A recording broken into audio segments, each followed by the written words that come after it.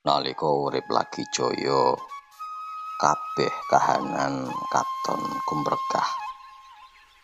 Aja lali marang sing asor susah. Aja seneng ngremehake liyan. Rumangsa pinter dhewe, rumangsa kuat tanpa sapa-sapa. Nanging elinga jagat iki jembar. Ora bisa kowe urip ijen tanpa panyangkuyung liyan. Aja seneng menang dhewe, ngumbar kamulyan kanthi gumunggung.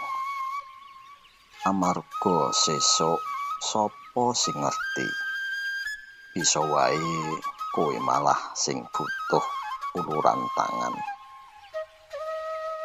Rodha urip iku muter, kadang ning ngisor, kadang ning dhuwur.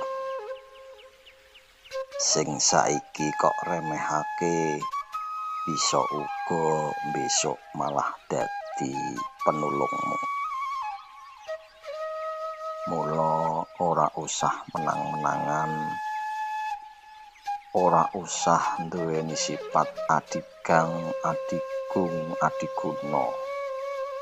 Nanging padha senenga ngalah supaya uripmu ayem lan oleh berkah.